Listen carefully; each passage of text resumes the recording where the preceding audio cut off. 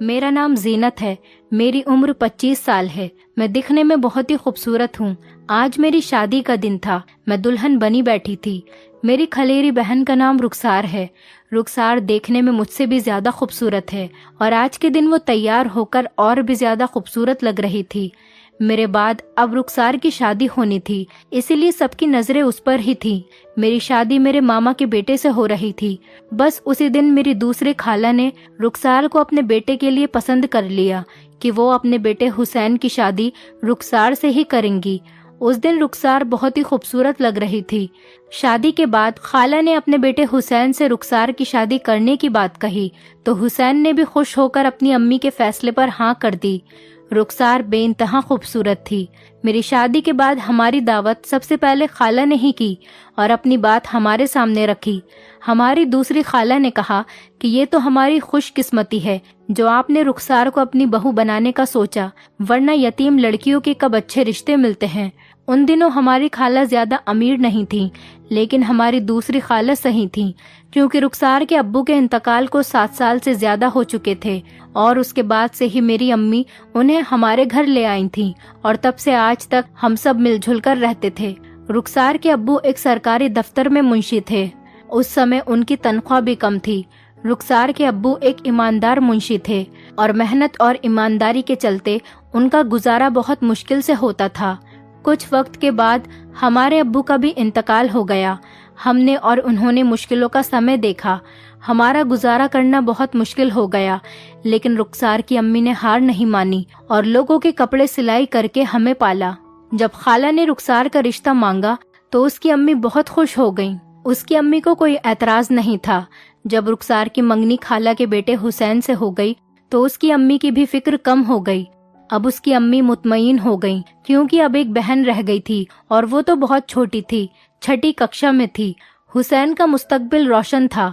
उसका इंजीनियरिंग का आखिरी साल था। उसकी अम्मी ने कहा कि जैसे ही हमारा बेटा सालाना इम्तिहान देगा हम शादी की तारीख रख देंगे। इसी तरह दिन गुजरते गए। हुसैन के सालाना इम्तिहान हो गए। उन्होंने कहा, मुझे कुछ दिन और चाहिए, जल्द ही मुझे अच्छी नौकरी मिल जाएगी। जैसे ही नौकरी मिलेगी शादी की तैयारी शुरू कर देंगे। रुखसार को भी अपने मंगेतर से मोहब्बत हो गई थी। उसकी अम्मी भी चुपके चुपके थोड़ा बहुत दहेज इकट्ठा करने में लगी पड़ी थी। उन्हीं दिनों हुसैन को मुल्क से बाहर जाने का चांस मिल गया और वो इस मौके को गंवाना नहीं चाहता था और रुखसार को उसकी जुदाई के अंदेशे डराते थे। रुखसार ने ऐसी बहुत सी कहानियां सुन रखी थीं कि लड़का दूसरे मुल्क जाएगा तो वहीं का होकर रह जाएगा, किसी और से शादी कर लेगा और मंगेतर इंतजार की आग में जलती रह जाएगी। अम्मी ने खाला से बात की तो वो बोली, ये मेरे बेटे के मुस्तकबिल का सवाल है, एक बार मेरे बेटे को जाने दे, बस 1 साल की ही तो बात है, वो 1 साल बाद आ जाएगा, तब तक हम भी अच्छी तरह शादी की तैयारी कर लेंगे। हम कोई गैर नहीं कि आपको हम पर भरोसा नहीं है। तुम फिक्र नहीं करो बहन, 1 साल तो पलक झपकते ही गुजर जाता है। मैं जुबान देकर फिरने वाली औरत नहीं हूँ। उनकी तसल्लियों पर रुखसार की अम्मी ने एतमाद कर लिया। हुसैन दूसरे मुल्क चला गया और मेरी बहन उसके अंदेशों से लड़ने के लिए अकेली रह गई। हुसैन ने सऊदी अरब जाते ही अपने दूसरे भाई को भी बुलवा लिया। उसका एक कंपनी से 3 साल का एग्रीमेंट हो गया था। दोनों भाई खूब कमा रहे थे और तकरीबन सारी कमाई घर ही भेज रहे थे। उस कमाई से उनके घरेलू हालात बहुत अच्छे होते चले गए। दौलत तो इंसान की आजमाइश होती है। उनके तो मिजाज ही 7वें आसमान पर पहुंच गए। अब जब भी खाला रुखसार के घर आती तो इस किस्म की बातें जरूर करती कि फलाने ने अपनी बेटी को गाड़ी दी, बंगला दिया है, लड़की भी डॉक्टर है, लोग सोच समझकर रिश्ते करते हैं। तो कभी कहती कि दुल्हन वालों की तरफ से सास नंदों को भी जेवर दिए जाते हैं। मैं एक शादी में गई थी तो मैं देखकर हैरान रह गई कि लड़की वालों ने सास को 10 तोले का हार दिया और नंद को तो 2-2 तोले के कड़े दिए। तमाम रिश्तेदारों को कीमती जोड़े दिए। लोग बड़ी धूमधाम से अपनी लड़कियां विदा करते हैं। रुखसार की अम्मी उनकी बातें सुनती तो अपना दिल थाम लेती। सोचती, इनको क्या होता जा रहा है? क्या दौलत आने से लोगों के मिजाज इतना बदल जाते हैं? तरह तरह की बातें सुनकर भी अम्मी खामोश रहती। कभी कोई पलटकर जवाब नहीं देती। बस कहती थी कि देखती हूँ आखिर कब बिल्ली थैले से बाहर आती है। आखिर उसकी अम्मी को इन बातों का मकसद समझ आ ही गया क्योंकि खाला ने एक अमीर घराने की लड़की देख रखी थी और अब किसी बहाने से ये रिश्ता खत्म करना चाहती थी। वो जब भी आती हर बार की तरह नई नई बातें सुनाकर जाती ताकि रुखसार की अम्मी का किसी तरह बुरा हो जाए। जब खाला आती तो मेरा दिल सन्नाटे में हो जाता कि ना जाने अब क्या कहने आई हैं। बड़ी खाला बेचारी उनकी खूब खातिर तवज्जो करती, भाग कर जाती, किसी अच्छे होटल से उनके लिए खाना लाती, साथ में आइसक्रीम लाजमी लाती क्योंकि खाला को आइसक्रीम बहुत पसंद थी। इज्जत देने में भी रुखसार के घर वाले कोई कसर न उठाए रखते थे, लेकिन होता वही है जो नसीब में लिखा होता है। आखिरकार 1 साल गुजर गया और हुसैन घर वापस आ गया। खाला ने उसका दिल हम लोगों से फिरने के लिए अपनी तरफ से झूठी झूठी बातें सुना दी और कहा, जब से तुम बाहर गए हो वो लोग अजीब अजीब शर्तें कह रहे हैं। लगता है रुखसार का रिश्ता हमसे भी ऊंचे खानदान में करना चाहते हैं, लालच में आ गए हैं या फिर रिश्ता नहीं देना चाह रहे। तब हुसैन ने कहा कि मैं खुद जाकर खाला से बात करता हूँ। हुसैन के तेवर देखकर खाला सहम गई। कहा कि ये बड़ों का मामला है, तुम मुझ पर छोड़ दो, मैं खुद संभाल लूंगी। तुम मामला और खराब कर दोगे, हम हल्के पड़ जाएंगे। वो अगर शर्त की बात कर रही हैं तो हम भी कुछ शर्त लगा देंगे, वो खुद ही रास्ते पर आ जाएंगी। इतने अरसे मंगनी रही है, अब रिश्ता तोड़ना कोई मजाक तो नहीं है। अगर बेटी का रिश्ता कहीं और जगह करना था तो पहले दिन ही इनकार कर देते। हुसैन को ये सुनकर बुरा लगा। उसने माँ से ज्यादा बात करने की जरूरत महसूस नहीं की। वो तो आया भी इसी वास्ते से था कि अपने वादे का पालन कर सके। वो अपनी मंगेतर को नहीं भूला था। उन्हीं दिनों मकान मालिक ने अम्मी को मकान खाली करने का कहा क्योंकि हमारा मकान किराए का था। अम्मी ने वो मकान खाली करा और दूसरे मोहल्ले में शिफ्ट हो गईं। पुराने मोहल्ले में सब औरतें खाला से कपड़े सिलवाती थीं। यहाँ आकर माली हालत और भी ज्यादा खराब हो गई। यहाँ कोई भी खाला के काम से वाकिफ नहीं था। रुखसार के अब्बू ने अपनी जिंदगी में 2 प्लॉट किस्तों पर खरीद रखे थे, जिनकी किस्त उन्होंने अपनी जिंदगी में ही अदा कर दी थी। उसकी अम्मी का ख्याल था कि एक प्लॉट बेचकर दूसरा प्लॉट बनवा लेंगी। छोटे भाई का आखिरी तालीमी साल था। उसकी अम्मी को इंतजार था कि जल्दी से ये नौकरी पर लगे तो एक प्लॉट बेचकर दूसरा बनवाएं। खाला ने पक्का इरादा कर लिया था कि अपने बेटे की शादी कहीं और जगह करेंगी, मगर बेटा रिश्ता तोड़ने के लिए राजी नहीं था। मगर खाला दिल से इरादा कर चुकी थी कि कुछ भी हो ये रिश्ता मैं तोड़कर ही रहूंगी। मैं भी देखती हूँ कि कैसे होती है ये शादी। खाला ने दिल ही दिल में नए मंसूबे बनाना शुरू कर दिए थे। बेटे के कहने पर खाला शादी की तारीख लेने आ गईं। साथ में ये भी सुना गई कि अब सोसाइटी में हमारा खास मकान है, देखो लड़की को खाली हाथ नहीं भेजना, वरना लोग तरह तरह की बातें बनाएंगे और सास नंदों को भी कुछ जेवर देना होगा, वरना हमारे मेहमान हंसेंगे कि किन लोगों में रिश्ता कर दिया है। रुखसार की अम्मी ने उनकी बातों को तहम्मुल से सुना। उन्होंने पाई पाई जोड़कर मेहमानों के लिए खाने का इंतजाम और शादी का खर्चा इकट्ठा किया था। उसकी अम्मी ने हमसे मशवरा किया। रुखसार के भाई ने कहा, आप फिक्र नहीं करें और एक प्लाट बेच दें और खाला की हैसियत के मुताबिक रुखसार की शादी करें ताकि उनकी जगहसाई न हो। जब मैं कमाने लगूंगा तो घर बनवाने के लिए पैसे इकट्ठे कर लूंगा। ये सब बेटी की खुशी और जिंदगी का मामला था। हुसैन बहुत अच्छा लड़का था और उसका मुस्तकबिल भी अच्छा था। उसकी अम्मी ने भाई को प्लाट बेचने को कहा। भाई ने जैसे तैसे करके प्लॉट बेच दिया। रुखसार की शादी की तारीख रखी जा चुकी थी। रुखसार की अम्मी ने खाला और उनकी बेटियों के लिए हल्के फुल्के कंगन भी बनवा दिए। उनका ख्याल था ये सब करके वो बेटी के लिए अनमोल खुशियां खरीद लेंगी। और उधर रुखसार उसकी अम्मी के फालतू खर्चे पर सुलग रही थी और हुसैन के फरिश्तों को भी खबर नहीं थी कि उसकी अम्मी क्या गुल खिलाती फिर रही हैं। रुखसार उपटन लगाने से पहले ही जर्द पड़ गई थी। ढोलक की थाप से उसका दिल ऐसे धड़कता था जैसे उसे तोपों की आवाज सुनाई देती हो। हम सब समझ रहे थे कि हुसैन को सारी हकीकत मालूम है। उसकी माँ ऐसे तासूद दे रही थी जैसे वही अपनी माँ को नई नई हिदायतें देकर हमारे घर भेज रहा हो। रुखसार को भी रह रहकर अब उस पर गुस्सा आ रहा था कि ये क्या हम गरीबों के साथ ऐसा सलूक क्यों किया जा रहा है, क्या अपने भी ऐसा सलूक करते हैं। उधर खाला उसकी शादी नाकाम बनाने के लिए एक नया मंसूबा बना चुकी थी जो उन्हें शादी वाले दिन ही अंजाम देना था। मेहंदी वाले दिन खाला बड़ी धूमधाम से अपने मेहमानों के साथ आ गईं। मेहंदी की रस्म से उन्होंने कब खामोशी से रुखसार की अम्मी का हाथ पकड़ा और कागज देकर कहा, बहन पहले इसे पढ़ लो, फिर मेहंदी की रस्म शुरू करते हैं। उसकी अम्मी ने कागज खोल कर पढ़ा तो उसमें कुछ चीजों की लिस्ट थी। फर्नीचर, गाड़ी और एक प्लॉट का मुतालबा था। ये पढ़कर उसकी अम्मी के हाथ कपकपाने लगे, मुंह खुला का खुला रह गया। उसकी अम्मी उन्हें कहने लगी, मैं इस वक्त तुम्हारा ये भारी मुतालबा कैसे पूरा कर सकती हूँ?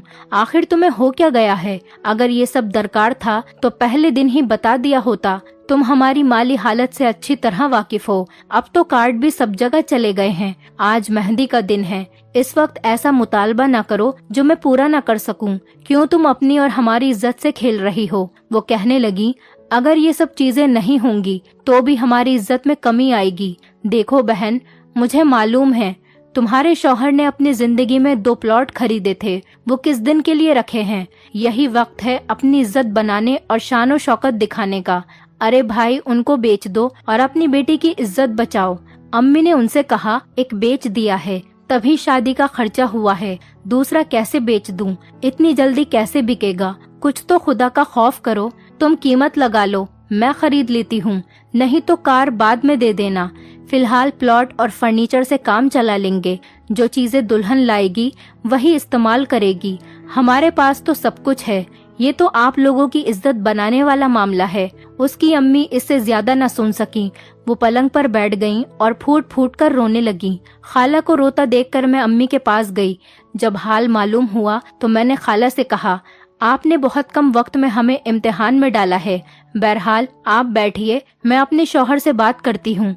रुखसार एक तरफ माइयों बैठी थी, उसकी सहेलियां पास में बैठी थीं। मैंने उनको जरा देर के लिए कमरे से बाहर भेज दिया। रुखसार को बताया कि खाला प्लॉट हथियाना चाहती हैं। वो कहती हैं कि बेटी के दहेज में काम की कोई चीज नहीं है, कम से कम बेटी को प्लॉट ही दे दो। तुम क्या कहती हो रुखसार? रुखसार का चेहरा गुस्से से सुर्ख हो गया। जाने उसके बदन में उस वक्त कहाँ से खून आ गया था। आखिर उन्होंने क्या कहा था? उन्होंने कहा था, आखिर तुमने प्लॉट बेचा है तो बेटी को हर चीज देकर इज्जत से विदा करो। अब तुम्हारे पास रुपए पैसे की कमी नहीं है। अजीब बात है। उन्होंने बड़ी अजीब बात की। अपनी बेवा बहन के साथ एक बहन ऐसा कैसे कर सकती थी? ये सुनकर रुखसार ने दुपट्टा सर से उतार फेंका। बोली, मैं करती हूँ खाला से बात। नियत खराब थी तो इस मुकाम तक क्यों पहुँचाया? अब बारातियों के सामने हमें बेइज्जत करना चाहती हैं। रुखसार के खतरनाक तेवर देखकर मैंने कहा, तमाशा नहीं बनाओ, जरा सब्र से काम लो, जरा मुझे थोड़ी सी मोहलत दे दो। आखिर मजबूर होकर मैंने दूसरे कमरे में जाकर हुसैन को फोन करा। उसने बोला, वो कागज लेकर मेरे पास आ जाइए। मुझे इस मामले से अम्मी ने बेखबर रखा है।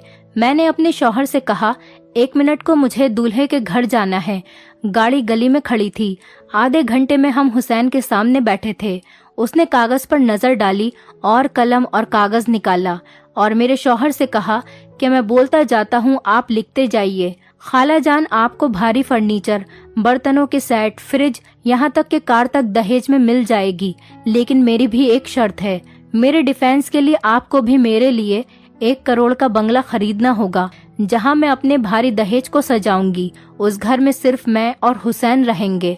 अगर आपको मेरी फरमाइश मंजूर है तो ठीक है, वरना हमें भी आपका मुतालबा मंजूर नहीं है। फकत रुखसार। हुसैन ने कहा, ये खत आप अम्मी को दे दीजिए, आगे मैं संभाल लूंगा। ये तहरीर रुखसार की तरफ से खाला को पहुंची तो वो चकरा गईं और भागती हुई अपने बेटे के पास गईं कि देखो उन लोगों की शराफत, इतनी गुर्बत के बावजूद हम उनकी लड़की ले रहे हैं, ऊपर से उनके ऐसे नखरे। इतनी बड़ी शर्त लगा दी। हुसैन ने आपे से बाहर होती माँ को थामा। वो बोला, आपने भी तो एक लिस्ट खाला जान को दी है, उन्होंने तो इनकार नहीं किया। अभी बाजी और भाई आए थे। जो लिस्ट तुमने भिजवाई है हम उसको पूरा करने में लगे पड़े हैं, फिक्र मत करो। तो अम्मी, जब वो गरीब होकर अपनी इज्जत रख रहे हैं तो हम तो साहिब हैसियत होकर उनका कहा क्यों नहीं माने। हम अपनी ये कोठी रुखसार के नाम कर देते हैं। ये सुनकर मेरी माँ ने कहा, हरगिज नहीं बेटा, क्या हमें दरबदर करने का इरादा है? ठीक है ना हम उनसे कुछ लेते हैं और ना उन्हें कुछ देते हैं। सादगी से शादी हो जाने दीजिए। मुझे शुरू से ये रिश्ता मंजूर नहीं है। अभी जाकर इसे खत्म करने का ऐलान करती हूँ। जब घर से आई बारात लौट कर जाएगी तब देखती हूँ कैसे करती है रुखसार की शादी। हमारी क्या जगहसाई होगी जो उनकी होगी। रुखसती में 2-3 दिन बाकी हैं। अम्मी जान, मैं हरगिज ऐसा नहीं होने दूंगा। हुसैन के अब्बू ने भी अपने बेटे का साथ दिया। बेटे ने बाप को सारी सूरत हाल से आगाह कर दिया था। बेगम ये ठीक कह रहा है, दुनिया वालों का नहीं, कम से कम अपनी बेवा बहन का ही ख्याल करो। बेगम, क्या हो गया है तुम्हें? आखिरकार बेटे के सामने खाला को हार माननी ही पड़ गई। निकाह तमाम मुद्दों के दरमियान हुआ। हुसैन ने निकाह नामे पर यह भी लिखवा दिया, अगर खुदा न खास्ता लड़के को तलाक देनी पड़ गई तो 50 तोले सोना और एक कोठी रुखसार के नाम करेगा। अगर इस घर में लड़की को कोई जिस्मानी नुकसान पहुंचा तो वो लोग दुल्हन की इस हालत के जिम्मेदार होंगे। इस शर्त का इल्म खाला को बाद में हुआ। वो खूब चिल्लाई तो बेटे ने कहा, अक्सर दहेज न लाने पर ससुराल वाले बहू के साथ इंतकामी कार्रवाई के वाकयात सुनने को मिलते हैं। इसीलिए मैंने रुखसार की सिक्योरिटी की खातिर मैंने ये निकाह नामे पर लिखवा दिया है। ये खाला की सख्त तौहीन थी, मगर अब सबब का घूंट पीना ही था। रुखसार को भी हमने समझा दिया कि हुसैन बेकसूर है, उसकी नियत में कोई बेईमानी नहीं थी। खालू की भी सोच सही थी, लिहाजा तुम्हें अब ससुराल में जाकर सबके साथ इज्जत व अखलाक के साथ पेश आना है। खाला भी कुछ कहें तो दरगुजर करना। हुसैन ने भी उसे पहले दिन से समझाया कि बड़ों की इज्जत करना लाजिम है। तुम्हारी फर्माबरदारी नेकी बनकर तुम्हारा नसीब संवारेगी। सच कहा था हुसैन ने। चंद दिन खाला का मुंह फूला रहा, बाद में उनको एहसास हो गया कि वो गलती पर थीं। रुखसार को सीने से लगा लिया। अब एक पल उसके बिना नहीं रह पाती थीं। कहती थीं, कितनी नादान थी मैं जो इतनी अच्छी लड़की को ठुकरा रही थी। मेरी आंखों पर लालच की पट्टी बंध गई थी। खालू ने भी हुसैन से कहा कि शाबाश बेटे, तुम तालीम याफ्ता हो और इसीलिए तुमने इसका सही इस्तेमाल किया। मुझे तुम्हारे जैसे बेटे का बाप होने पर फक्र है। ये एक तालीम याफ्ता नौजवान की फिरासत थी जिसने रुखसार जैसी मोहब्बत करने वाली खूबसूरत लड़की की जिंदगी में दुखों के बजाय खुशियां भर दी। वरना हमारी दूसरी खाला ने तो कोई कसर नहीं छोड़ी थी। बाद में खाला ने अपने किए की रुखसार से माफी मांग ली थी और उसकी अम्मी से भी माफी मांगी थी और उन्होंने उन्हें माफ कर दिया था। आज हम सब लोग हंसी खुशी की जिंदगी गुजार रहे हैं।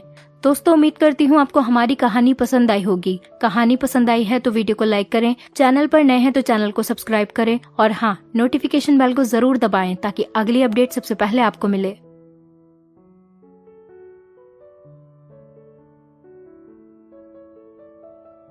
मेरा नाम मानसी है।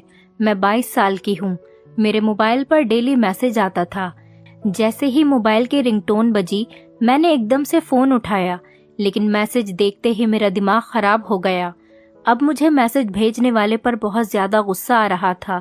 पहले तो मैं बहुत ज्यादा गुस्सा करती थी, लेकिन फिर मैंने इग्नोर करना स्टार्ट कर दिया, क्योंकि ये मैसेज तो अब रोजाना ही आता था और इसे 2 महीने हो गए थे। जब ये मैसेज रोज मेरे मोबाइल पर आता था, मैंने वो मैसेज न चाहते हुए भी एक बार फिर से पढ़ा। पहले दिन से लेकर अब तक उन शब्दों में कोई भी बदलाव नहीं आए थे। मैसेज में लिखा था कि 5 तारीख को तुम्हारी शादी किसी अपाहिज से होगी।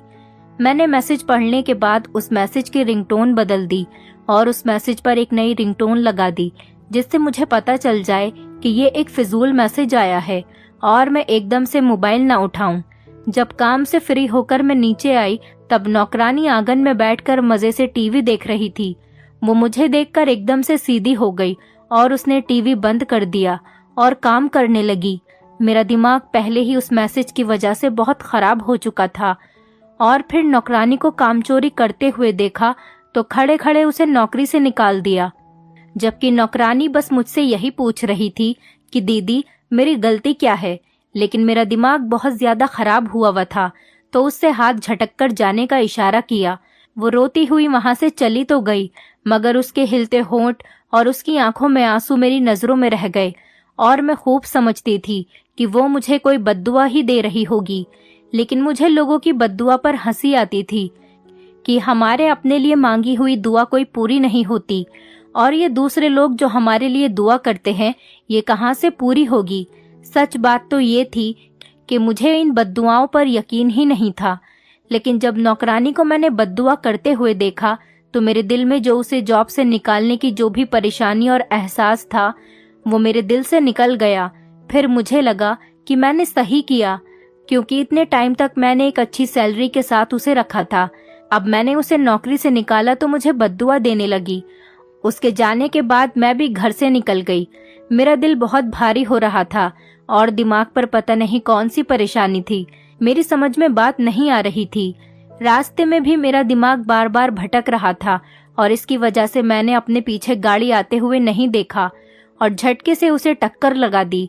मैंने जैसे ही ब्रेक लगाए वो सड़क के किनारे जाकर गिरा और वहां काफी लोग एक साथ जमा हो गए। मेरे हाथ पैर ठंडे हो रहे थे क्योंकि बैठे बिठाए मैंने बेकार में ही एक मुसीबत अपने सर डाल ली थी।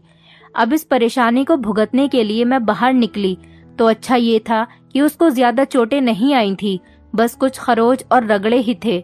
मैंने किसी के भी बोलने से पहले अपना पर्स खोला और उसमें जितने भी पैसे थे वो सब निकालकर उस आदमी को दे दिए, मगर वो भी कोई ईमानदार ही मालूम हो रहा था। मेरे पैसे मेरे हाथ पर रखते हुए बोला, मैडम बस करो, अगर तुम इतनी ही अमीर हो कि जान के बदले पैसे दोगी तो यहाँ जितने एक्सीडेंट होते हैं सबकी भरपाई करो। मैंने भी कहा कि मैं पैसे दे रही हूँ और अपनी गलती भी मान रही हूँ, तो इससे ज्यादा तुम क्या चाहते हो? लेकिन वो भी मुझसे ज्यादा गुस्से में बोला, मैंने पैसे नहीं मांगे, पहले ढंग से गाड़ी चलाना सीखो, तुम अमीरों के पता नहीं दिमाग कहाँ पर होते हैं। बस माफी मांगो और कुछ नहीं चाहिए। मेरा दिमाग और ज्यादा खराब हो गया, लेकिन मेरा उससे माफी मांगने का बिल्कुल भी इरादा नहीं था। लेकिन इधर आधर के लोगों की वजह से और दबाव में आकर मैंने उससे माफी मांग ही ली। माफी मांगने के बाद मैंने वो पैसे दोबारा उस आदमी को देने के लिए आगे बढ़ाए तो वो लिए बगैर वहां से चला गया। मुझे बहुत ज्यादा गुस्सा आया, लेकिन उसे बर्दाश्त करते हुए मैं गाड़ी में आकर बैठ गई और सोचने लगी कि पता नहीं ये छोटे लोग खुद को क्या समझते हैं। अगर यही पैसे मैं किसी भीड़ के बिना उस आदमी को देती तो वो एकदम से ले लेता। अभी यहाँ पर लोगों की भीड़ थी, इसीलिए नहीं लिए होंगे। ये सोचकर मैंने गाड़ी की स्पीड बढ़ा दी और उस आदमी के पास पहुंचकर कहा कि लो ये पैसे ले लो, यहाँ पर कोई भी नहीं है। अब पहले तो वो खड़ा होकर कुछ देर सोचता रहा, फिर धीरे से हाथ बढ़ाकर उसने वो पैसे मुझसे लिए तो मेरे चेहरे पर मुस्कुराहट आ गई। लेकिन अगले ही पल वो मुस्कुराहट हैरत में बदल गई जब उस आदमी ने वो पैसे लिए बिना अपने पास बैठे फकीर की गोद में डाल दिए और वहां से अपनी गाड़ी को उड़ाता हुआ ले गया। मैं पीछे सोच में बैठी की बैठी रह गई और वहां से वापस गाड़ी अपने घर ले आई। मुझे यकीन हो चुका था कि आज का दिन ही मेरे लिए मनहूस है। तभी मैंने कल तक बाहर निकलने से माफी मांग ली और घर में ही रहने का सोचा, तो बेहतर यही है। क्या पता कहां से कौन सी मुसीबत आकर मेरे गले पड़ जाए। घर आई तो मम्मी तैयार खड़ी थी, शायद वो कहीं जाने वाली थी। वो बार बार घर की नौकरानी को आवाजें दे रही थी। जब मैंने उन्हें बताया कि मैं उसे आज सुबह ही काम से निकाल चुकी हूँ, उन्होंने इस पर हैरान होकर पूछा कि बेटा तुमने उसे क्यों निकाला है? तो मैंने कहा कि बस वो सही से काम नहीं करती थी। तो उन्होंने कहा कि अगर उसने कोई बद्दुआ दे दी तो? मम्मी एकदम से परेशान हो गईं। तो मैंने एक नजर उन पर डाली और पूछा कि आपको कोई फर्क पड़ता है बद्दुआ से? मैं जानती थी कि मेरे ये शब्द उनको चुप करवाने के लिए काफी है, और ऐसा ही हुआ। उनके चेहरे की रंगत पल भर में बदल गई। वो जो किसी भी पार्टी में जा रही थी चुपचाप अपने कमरे में चली गईं, जिससे साफ साफ पता चल रहा था कि वो अब बाहर नहीं जाएंगी। मगर मुझे फर्क नहीं पड़ता था। मैं अपने खराब मूड में हर किसी का दिल दुखा देती थी और इस बात का जब तक एहसास होता था तब तक बहुत देर हो जाती थी। अब भी मुझे खास फर्क नहीं पड़ा और मैं अपने कमरे में बंद हो गई और साथ ही फुल वॉल्यूम के साथ म्यूजिक चला दिया और बिस्तर पर जाकर उल्टी लेट गई। कुछ देर सुस्ती से लेटी रही, फिर मोबाइल उठाकर इनबॉक्स खोला तो सामने ही वो मैसेज पड़ा था। मैंने कभी भी उस बंदे को वापस रिप्लाई नहीं करा, लेकिन उस वक्त मैंने पता नहीं क्या सोचकर टाइप करना शुरू कर दिया कि आखिर हो कौन तुम और क्या चाहते हो मुझसे। मैसेज भेजकर मैंने जैसे ही मोबाइल रखा वैसे ही फौरन रिंगटोन बज गई, जो सिर्फ उसके नोटिफिकेशन पर लगाई थी। मैसेज खोला तो लिखा था कि ये तुम्हारी गलत फहमी है कि तुम सबको पैसों से खरीद सकती हो। खैर तुम दिन और डेट याद रखना, तुम्हारी शादी हर हाल में होकर रहेगी और उसे कोई टाल नहीं सकता। यह मैसेज मेरे गुस्से को हवा देने के लिए बहुत था। मैंने भी वो गुस्से में मोबाइल अपने हाथ में लिया और फिर चिल्लाकर दीवार पर दे मारा। मोबाइल टूटने की आवाज सुनकर पापा एकदम से मेरे कमरे में आए और पूछा, क्यों इतना शोर कर रही हो? अपनी मम्मी से क्या कहा है तुमने? वो रोती चली जा रही है। मैंने घूर कर पापा को देखा और कहा, जो मम्मी से कहा है वो आपसे न कहूँ। अगर आप चाहते हो तो यहाँ से चले जाओ। मैं पागल हुई पड़ी थी और इस पागलपन में मैं क्या करती फिर रही हूँ, मुझे कुछ भी होश नहीं है। मैंने जिंदगी में पहली बार अपने पापा से भी ऐसे बात की थी, जिस पर वो हैरान रह गए, और जिन कदमों से वो मेरे कमरे में आए थे उन्हीं कदमों से वो वापस लौट गए। मैं बहुत ज्यादा परेशान हो रही थी और बदतमीज। ऐसा लग रहा था कि अब मैं पागल हो गई हूँ। मैंने सोच सोच कर गाड़ी की चाबी उठाई और बाहर निकल आई। फिर सोचा कि मैं तो होशो हवास में ही नहीं हूँ, तो ड्राइवर से कहा कि गाड़ी तुम चलाओ, और आधे घंटे ही मैं डॉक्टर के पास पहुँच गई। और मैं डॉक्टर से कह रही थी कि मुझे बहुत गुस्सा आता है, मुझे सबको मारने का दिल करता है, मुझे ऐसा लगता है कि मैं पागल होने वाली हूँ। वो डॉक्टर चुपचाप मेरी बात सुनने के बाद बोला कि हाल ही में अगर आपके साथ कोई बात हुई है या कोई हादसा हुआ है तो वो मुझे बताइए। मैंने ना में सिर हिला दिया और कहा कि जो कुछ हुआ है मैं वो सब कुछ आपको बता चुकी हूँ। डॉक्टर मुझसे बातें करने लगा। वो पता नहीं क्या उगलवाना चाहता था। उन्हीं बातों के बीच मेरे मुंह से वो अपाहिज इंसान से शादी वाली बात का जिक्र हो गया, मगर मैं उसे अहमियत ही नहीं देती थी। डॉक्टर को बताने लगी तो उसने रोक दिया और कहा कि जो मैं आपसे जानना चाहता था वो मुझे मिल गया है। आप उस मैसेज और मैसेज करने वाले की वजह से डिस्टर्ब हैं। मैंने डॉक्टर को बताया और कहा कि ऐसा कुछ भी नहीं है, मेरी नज़र में उस मैसेज की कोई औकात नहीं है। लेकिन डॉक्टर ने विनम्र व्यवहार के साथ मेरी बातों को सुना और कहा कि आपको ऊपर ऊपर से लगता है कि वो मैसेज आपको परेशान नहीं कर रहा, लेकिन अंदर ही अंदर से आप कहीं ना कहीं डरती है कि ये बात सच नहीं हो जाए और आपकी शादी एक अपाहिज इंसान से न हो जाए। मैंने बहुत झुठलाया, लेकिन सच में मेरे अंदर यही बात थी जो उस डॉक्टर ने खोज निकाली थी। लेकिन मैं सबके सामने खुद को इतना कमजोर साबित नहीं कर सकती थी कि मैं इतनी अमीर और मजबूत लड़की होकर डरूं।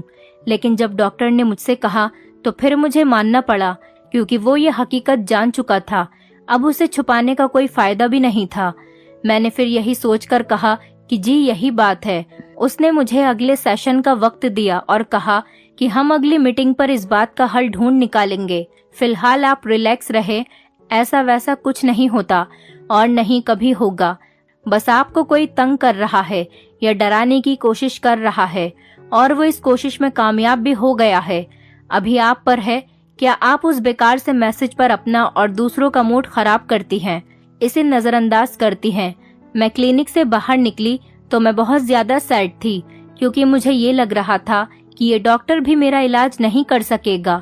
खैर, घर जाने के बजाय मैं अपनी फ्रेंड के घर चली गई और वहीं पर रात बिताने का फैसला किया, क्योंकि मैं अभी किसी का सामना नहीं करना चाहती थी। फ्रेंड ने पूछा कि परेशान लग रही हो। बस मैंने उसे कुछ नहीं बताया। उसने बहुत पूछा तो बता दिया, और वो मेरा मजाक उड़ाने लगी कि कॉलेज में जिस लड़की के सामने कोई भी नहीं टिकता था, वो एक मामूली से मैसेज से डर रही है। अब तुम ही देखो, लोगों को मैसेज आते हैं कि तुमने इतना इनाम वगैरह जीत लिया, तो क्या ये सच में उन्हें पैसे मिल जाते हैं? मैंने ना में सिर हिलाया तो वो मुस्कुराकर कहने लगी कि यही तो बात है, ये बस ऐसे ही फेक मैसेजेस हैं, इनकी कोई हकीकत नहीं है। और रही बात अपाहिज इंसान से शादी होने की, तो वो तुम्हारे जीते जी तो नहीं हो सकता। कहाँ तुम इतनी अमीर और खूबसूरत, तुम्हारे तो पेरेंट्स को कोई पैसे दे या किसी भी तरह का कोई लालच दे तो वो तब भी ऐसा नहीं चाहेंगे। अब बताओ, आप टेंशन फ्री हो या अभी भी परेशान ही हो? उसकी बातें सुनकर एकदम से हल्का महसूस कर रही थी, और डॉक्टर के पास जाकर तो मैंने टाइम ही बर्बाद करा। वो बात जो मेरी दोस्त ने मुझे 15 मिनट में समझा दी थी, वही बात वो डॉक्टर टाल रहा था। मैसेज की टेंशन पर मिट्टी डालकर हम दोनों बाहर निकल आए और खूब एंजॉय किया। मेरा भी दिमाग जो कि बेजान हुआ था, सुबह से एकदम से सही हो गया और हम पूरी रात ही बाहर रहे। सुबह जब थोड़ी अकल आई कि मम्मी पापा को नाराज कर दिया, तो उनके लिए मैं एक बुके और केक लेकर घर गई। वो दोनों ही परेशान से खाने के टेबल पर बैठे थे। जब जाकर मैंने उन्हें बुके दिया और माफी मांगी, तो तब जाकर उनकी परेशानी खत्म हुई और चेहरे पर एकदम से खुशी आ गई। मुझे बहुत ज्यादा अफसोस हुआ कि अपने बुरे मूड में मैंने उन लोगों को क्यों बुरा भला कहा, जबकि यही तो मेरा साथ देते हैं और मेरे अपने हैं। पापा ऑफिस चले गए तो मैंने मम्मी से दोबारा से माफी मांगी। इस पर वो धीरे से बोली कि जानती हो, कल मुझे एक बात का शिद्दत से एहसास हुआ। मैं चौंक गई और पूछा, किस बात का? इस पर वो सैड होकर कहने लगी कि अपने बच्चों पर चाहे कितना भी भरोसा करो, लेकिन कभी उसे दोस्त समझकर कुछ बताने की जरूरत नहीं है। मैंने तो ये सब इसीलिए तुम्हें बताया था कि अगर कल को तुम्हें पता चले तो तुम मेरे सामने सवाल करने नहीं खड़ी हो जाओ, बल्कि तुम फक्र से रहो और इस बात पर मान करो कि बाहर वालों के बताने से पहले ही मेरी मम्मी ने मुझे सब कुछ बता दिया है।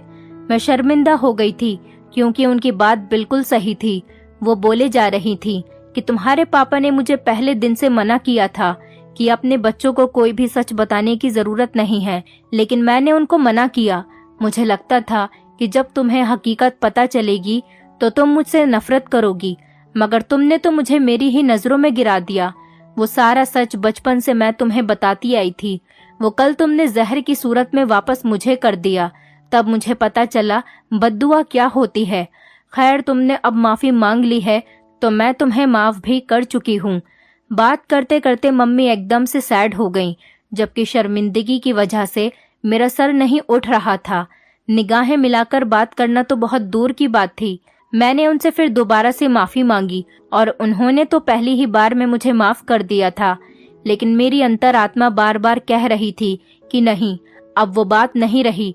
हल्के कदमों से अंदर कमरे में आई तो आज फिर मोबाइल पर वही मैसेज था, जिसे मैंने देखकर पूरे तरीके से इग्नोर किया, क्योंकि मुझे सच में उससे फर्क नहीं पड़ रहा था।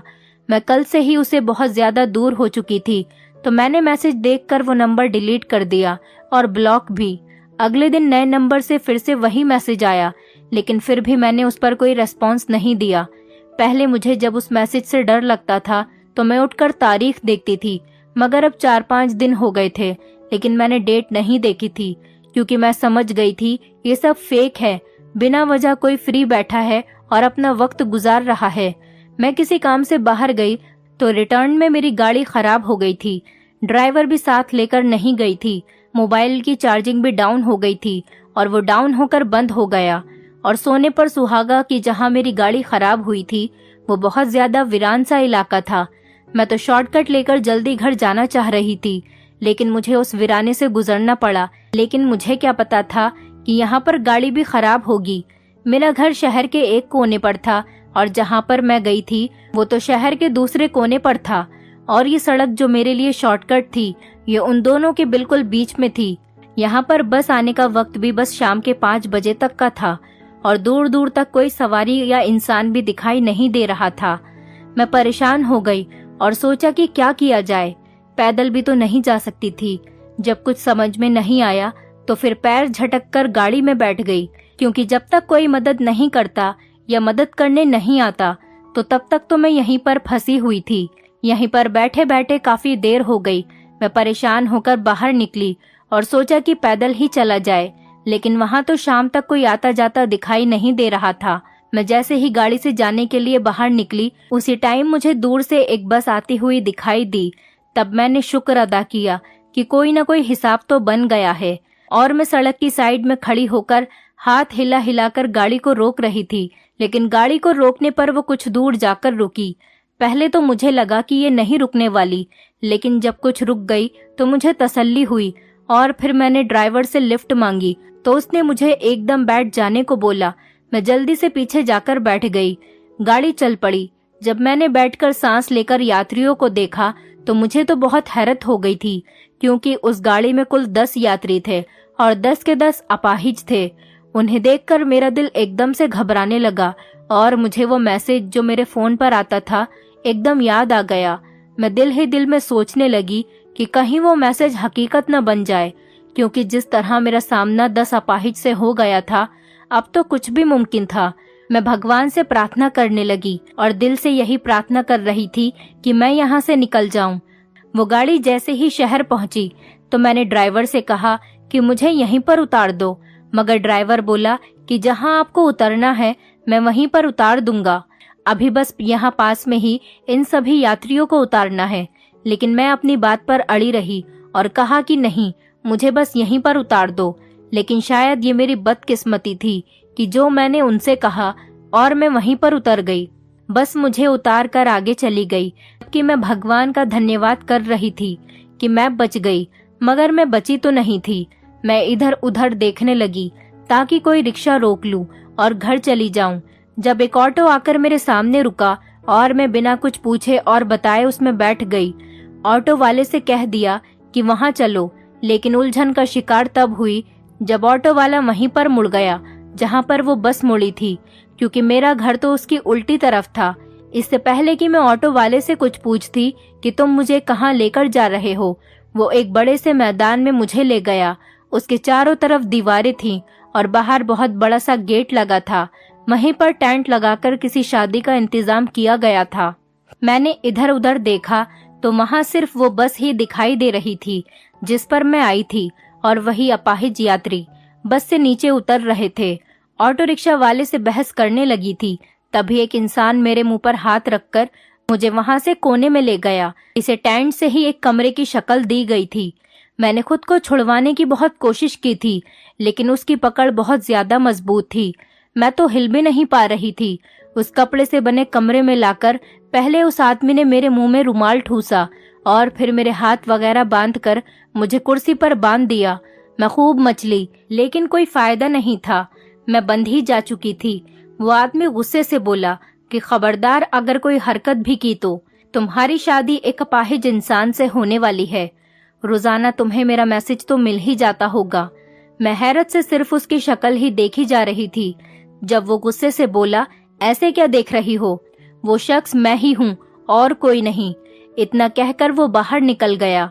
वापस आया तो उसने व्हील चेयर को पीछे से पकड़ा हुआ था और उस पर एक अपाहिज शख्स, एक लड़का बैठा था। वो कहने लगा, घबराने की जरूरत नहीं है, बस अभी तुम्हारी शादी हो जाएगी, तुम्हें कोई परेशानी